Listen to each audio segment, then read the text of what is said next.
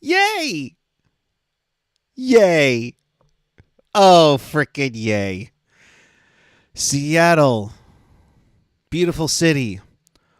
Worst place for the Sharks to play. It's the new Buffalo, folks. We'll break this one down. Boy, howdy, are we excited for this one right now on Teal Town After Dark.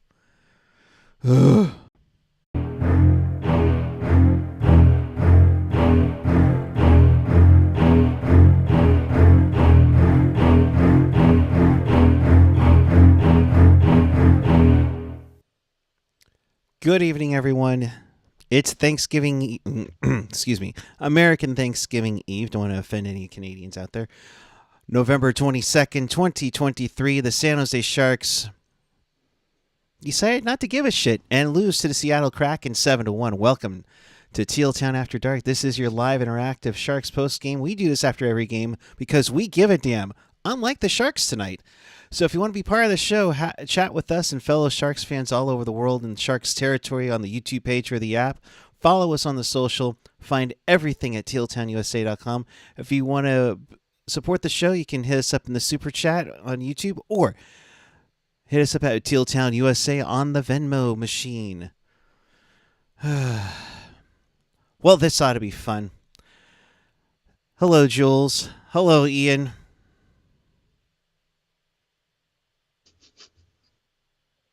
Hi. Ian? This fucking team. Yeah, and Skype's working wonderful too. All right. I mean, what else can you say? This fucking team. This fucking team decided not to show up, gave a breakaway 15 seconds into the game, then decided to, Ole to make it 1-0, and then you're fortunate you get an offsides, luckily, by Jordan Eberle. Otherwise, Jerry McCann would have 2 goals in this game. Quinn lights up the guys' asses, let's demote William Eklund at the same time. And how did that turn out? It could have been 6-0, Jules. It could have been 6-0 after one period of play.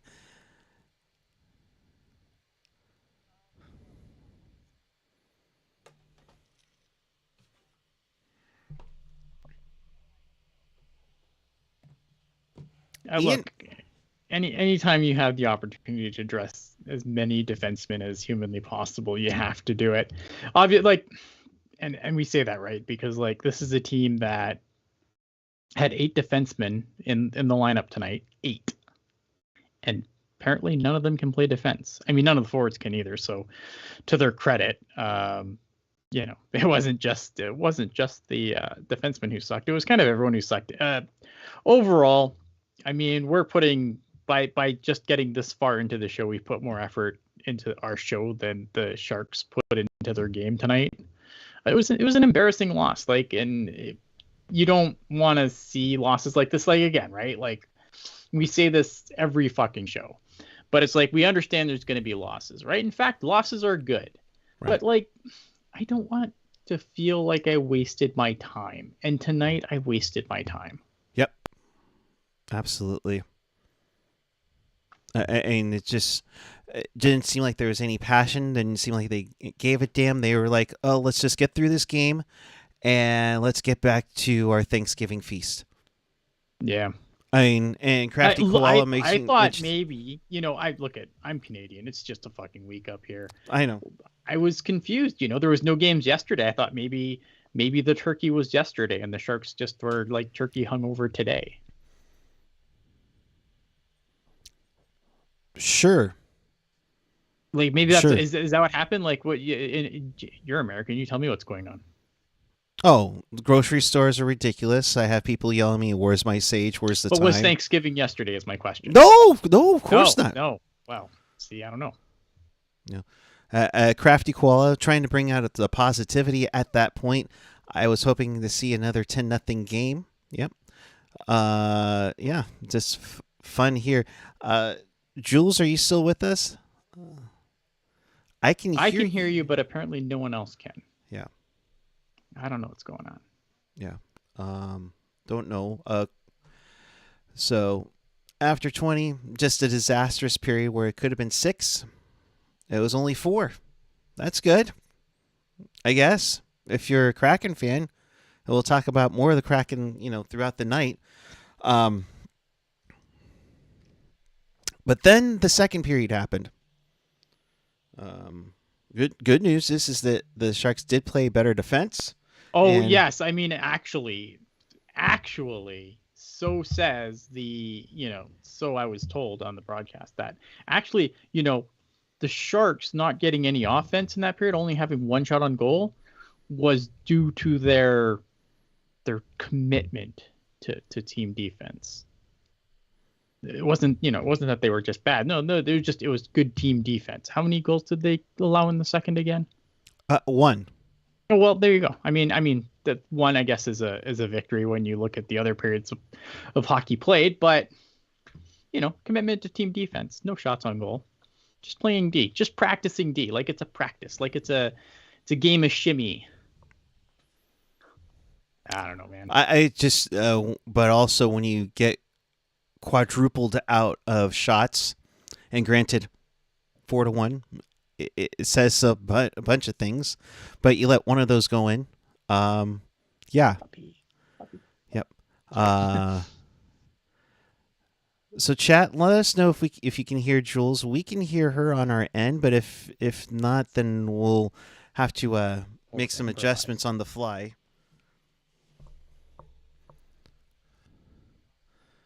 No, you're good. It's got to be something up Buckeyes end because everything's. What else is new on that matter?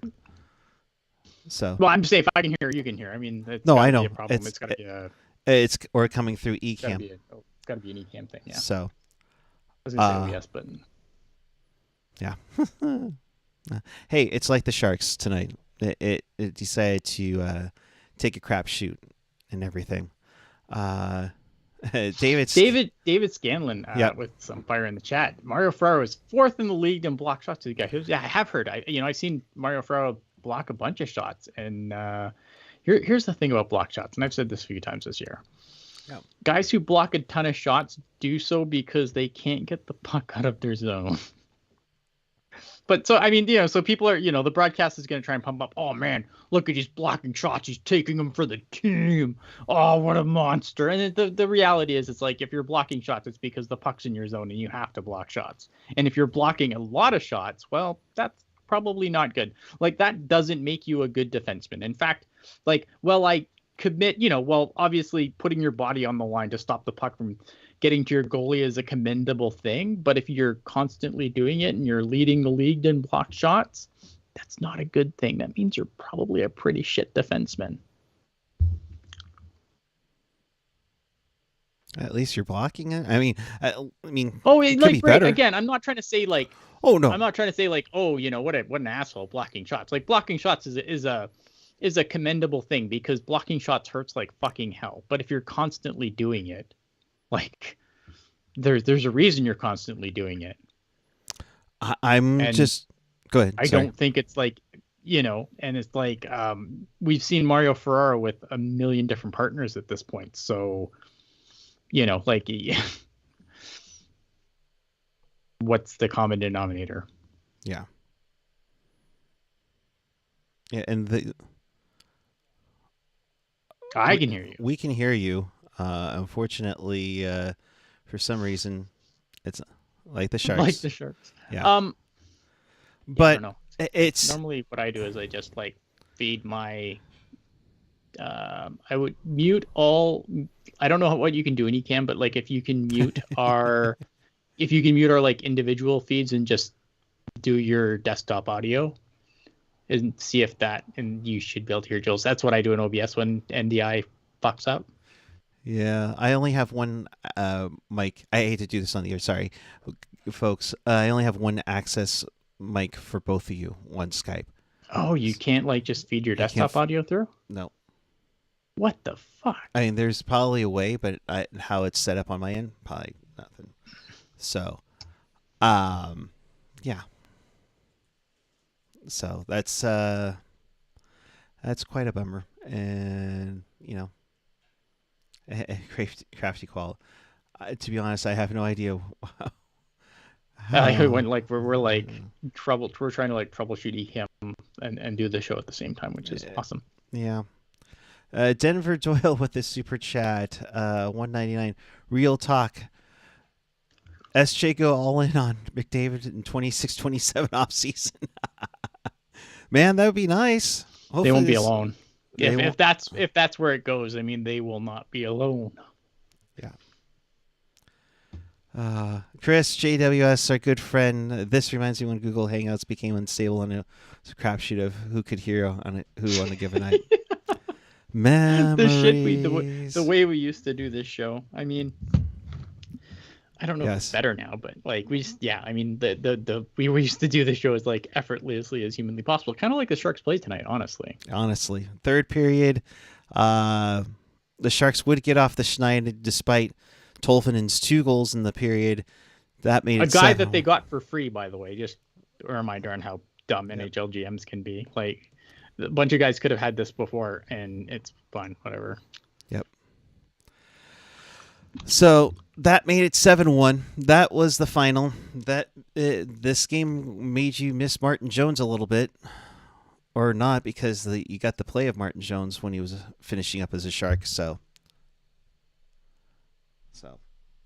yep, it is what it is.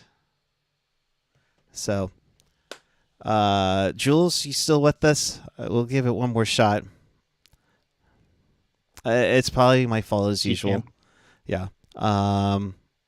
Overall take on this game tonight.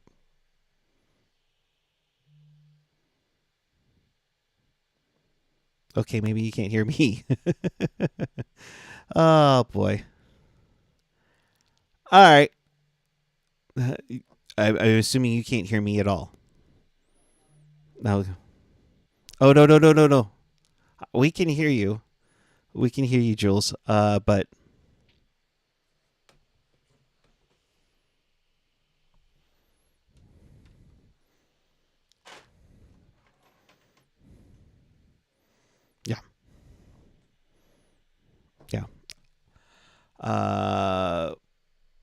yeah, this is just absolute ESP show. This is just great. Okay, let's get to the comments from the locker room in this one. From Anthony DeClaire, unacceptable hockey. Lost the game in the first. Unacceptable for me. From our leadership group, we just got out-competed. Yeah. Doesn't matter who's in the lineup. You have to compete. Everyone has to be ready to go. We have to figure it out. You can't start a game like that in the NHL. We were embarrassed. We have to be the hardest working team, not about X's or O's or game plan. Duclair filling in for Nico Sturm tonight, apparently. That's nice. It starts from the leadership group. I take responsibility in that, obviously. From Mario Ferraro, as leaders, we have to figure out why we're not starting on time. I don't have the answers right now, but we have to figure it out quick.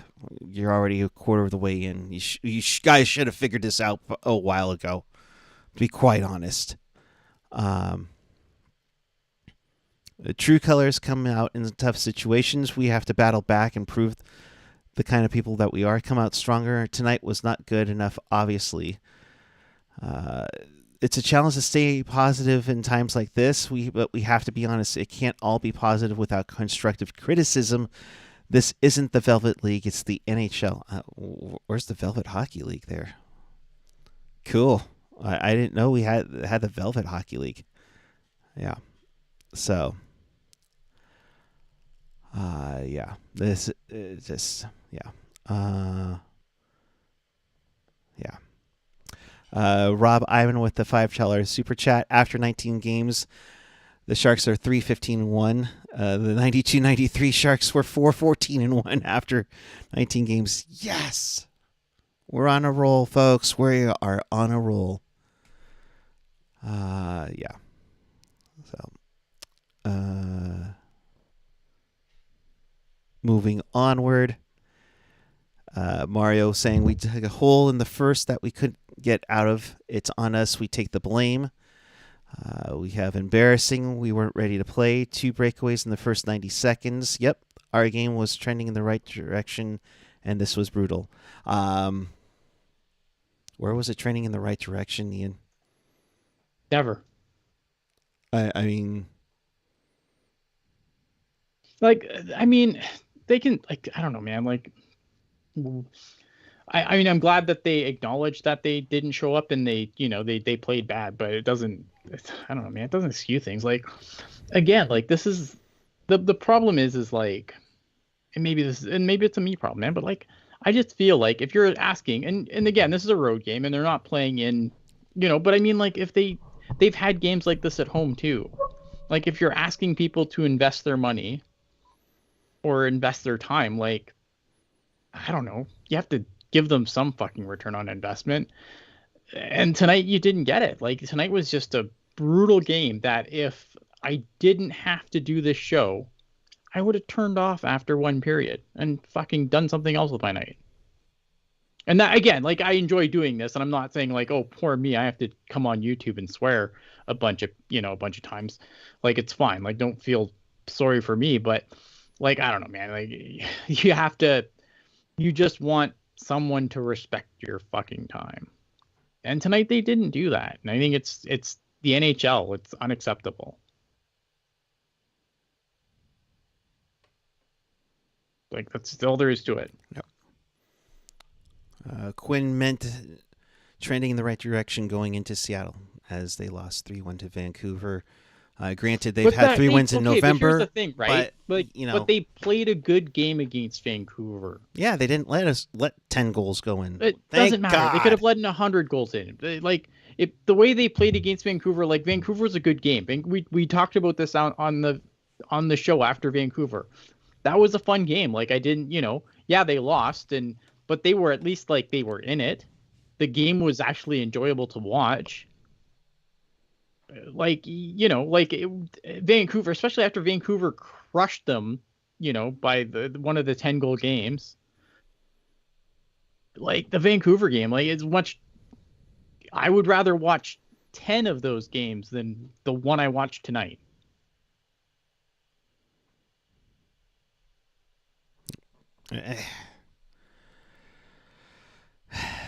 Yeah, but either way, it's like, okay, you showed improvement, cool. You're not being consistent with it. You're not sticking with it, and it shouldn't matter who's in the lineup. The message gets made and sent. It just makes it very frustrating. No, you know what though? Here's the problem with that. Like, this is a team where, again, they dressed 8 fucking defensemen tonight. Mm-hmm. Why? Because they don't want to have to send someone through waivers so that they can call up a forward. Because, like, here's the thing. So Nico Sturm is going to be back soon. That brings the roster up to 23. As soon as Matt Benning, who is on the trip, who is skating, comes off of waivers, like, they're going to have to send someone down. You mean IR, just to clarify. Right. Unless, of course, heaven forbid, Hurdle wakes up and he can't move his leg tomorrow, or Jan Ruda can't play for an extended period. Then then all these fucking defensemen that were playing at forward because they're too afraid, they're all too good to send one down. We can't bring Daniel Gushtin up. No, can't do that because, he's got to develop on the Barracuda. Let's talk about the fucking Barracuda after this, because the Barracuda are even fucking worse.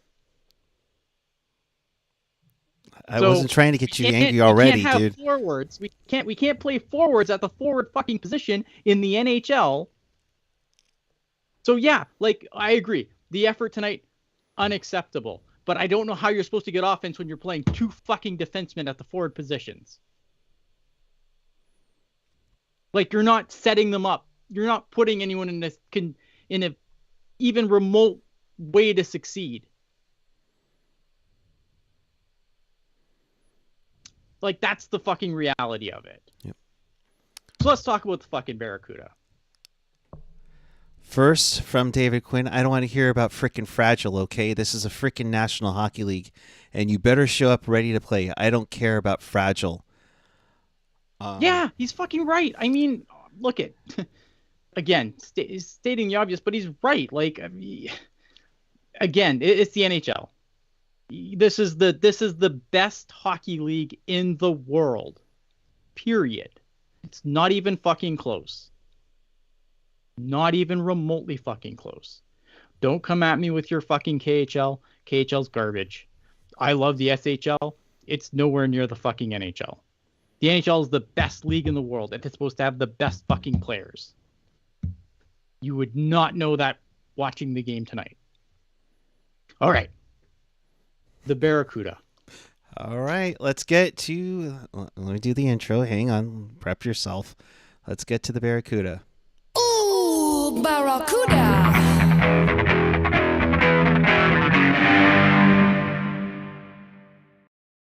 Can I talk? You can talk now. Go right ahead. Okay. So the Barracuda, the team where we can't bring the kids up and put them in this fucking hellhole. That would be cruel. The fucking Barracuda played the league worst, the worst team in the AHL, the San Diego Gulls, and they won. Yay, Barracuda! They won. Mm-hmm. They were up, I think, 5-2 in the third period, and then they let the 5-1 or 5-2. I can't remember. 5-1, I thought. Is they let the Gulls get up to 5-4, and the narrative, you could spin the narrative. Oh man, the Gulls, look at the way they stormed back. They didn't storm back. The Barracuda just stopped playing. You know what the Barracuda's record right now is? Let me bring that up. I should have had that. They're at 4 wins. Well, hey, I mean, more than the Sharks, right? Mm-hmm. Better? Like, this team, the Barracuda, aren't better than the Sharks. They're not in a better situation than the Sharks are. Like, this is a team that is their official record 4-6-4. So yeah, they're winning. Their points percentage is definitely higher than the Sharks, and they're not completely embarrassing like we've seen the Sharks get embarrassed this year. But this is a team that against the worst team in the AHL just let them back into a game, and it wasn't like the goals just came on in the third and they were so much better. They weren't. The Barracuda just stopped fucking skating. And then tonight, what happens at the start of the game? No one's fucking skating. So I'm so tired of hearing how, oh my God, we can't subject the kids to this. Like the Barracuda is this fucking competitive fucking wagon. They're not. The Barracuda are fucking terrible. And again, if you want, and it kills me because I want people to invest. I would like people to invest in the Barracuda, right? Because I think that, we try to do as much Barracuda stuff as we can, right? But I'll say what happens when we talk Barracuda. The views go down on the live streams. When we do Barracuda shows, they don't get nearly the views that any of our other stuff does. And that's sad. It's sad because you'd think with a team being as bad as the fucking Sharks are, you'd think there'd be more interest in the AHL team. But unfortunately, that's not the fucking case. And I feel dumb trying to be here on this show, trying to get people invested in the Barracuda. When I'm sitting here, after a game like last night, wondering why the fuck I'm so invested in the fucking Barracuda. I'm spending so much time watching shit fucking hockey. And again, that's a choice I've made. I don't want anyone to fucking feel sorry for me. I don't feel sorry for me. It's fine. This is what I signed up to do. I do it because I want to do it. But man, fuck, on weeks like this, I do question why. Jules, anything to add? No one can hear her. I don't want to be rude, Buckeye, but no one can hear her. So we're just giving the audience dead air. I'm sorry, Jules.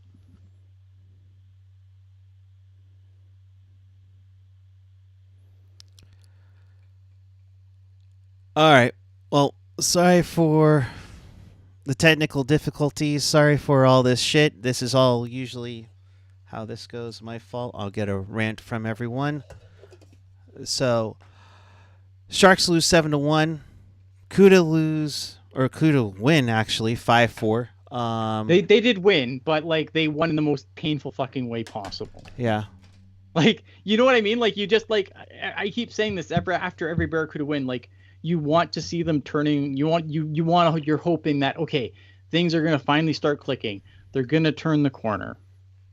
After last night, like even in the win, like I don't, like I'd be dumb to be like, oh, but they won, so the corner's coming. Like the corner they're going to turn and they're going to go on a run. With the decent talent that they have in here, they should be a dominant team. I'm not going to try to say that they're the 2017 squad where they made it to the Western Conference Final, but they're damn good. They need to be a Calder Cup team. They need to be a playoff team. This team needs to be like contending for the Calder Cup, because I think that there's, like that has to do with a lot of like, just getting the right mix of veterans and guys who are just going to be there for the long run. But 7 of the 10 teams in the Pacific Division make the playoffs. I don't think playoffs are too much to fucking ask for at this point. Agreed. Like, I don't think, like, and right now, if the playoffs started today, I'm sorry, just we haven't been able to do that in a long time. If the playoffs started today, the Barracuda are in 8th in the Pacific Division. And they are 4 points behind the Coachella Firebirds. Well, there's some positivity there. Started today. Yeah, don't do that in a long time. Nope. Okay.